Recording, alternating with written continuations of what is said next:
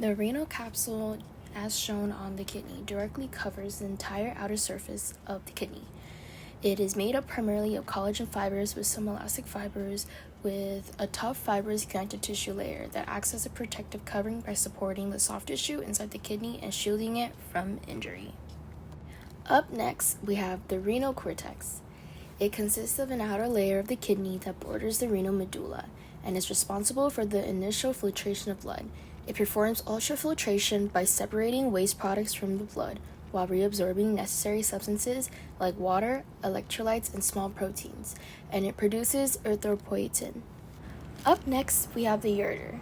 It consists of a thin muscular tube that consists of 3 layers: the mucosa, which is lined with transitional epithelium, the muscularis, which is a smooth muscle fiber that allows for peristalsis, and adventitia, which is a fibrous connective tissue that anchors the ureter to surrounding structures.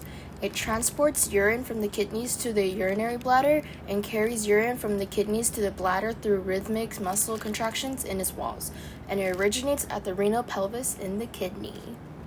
Up next, we have the medullary pyramid. It's a cone-shaped structure that is located within the renal medulla and is primarily composed of collecting ducts and loops of Henle from the nephrons.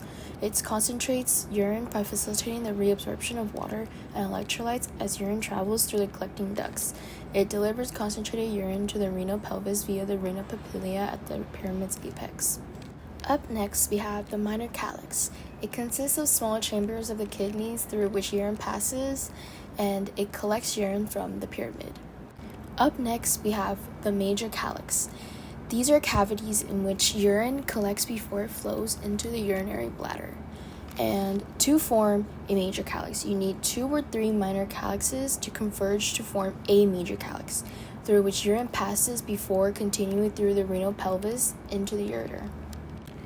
Up next, we have the renal medulla.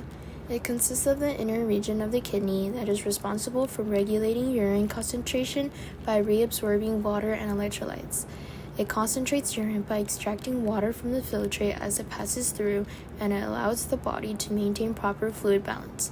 It consists of the renal pyramid, the loop of Henle, major calyx, minor calyx, the glomerulus, the Bowman's capsule, and collecting ducts. Next up, we have the renal pelvis. It resembles a funnel that surrounds the renal papillae of the kidney pyramids. It is located in the central region of the kidney within the renal sinus, and then it collects and channels urine from the kidney to the ureter. In the kidneys, there are tiny filtering units called nephrons. The actual nephrons are tiny and microscopic. They can't be seen with the naked eye. They are generally located in the renal pyramids, hence we have 4 flags towering over the pyramid structures. The job of nephrons involve 4 mechanisms that they use to filter blood into urine. They are called filtration, reabsorption, secretion, and excretion. Each nephron consists of a glomerulus, which is ball-shaped, that is full of small blood capillaries, and a renal tubule, which is a small tube. The glomerulus's job is to filter blood. The renal capsule's job is to return needed substances to your blood and to remove wastes. After the formation of the urine would travel through the collecting ducts and into the minor calyx, then to the major calyx, and into the ureter. The renal artery delivers oxygenated blood to the kidneys, where waste products are filtered out. Then, that blood enters the glomerulus, which is a network of capillaries located within the Bowman's capsule and the nephron.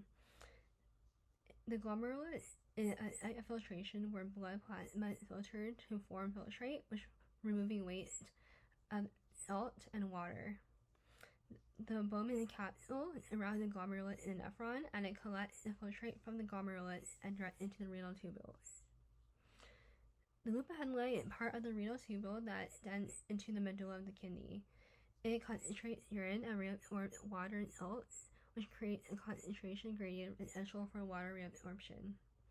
Then, the collecting ducts receive urine from multiple nephrons and run through the renal medulla to the renal pelvis. It's the final site of water reabsorption and electrolyte balance. The urine is concentrated here. The renal pelvis is a funnel-shaped structure located in the center of the kidney, which receives urine from the collecting ducts.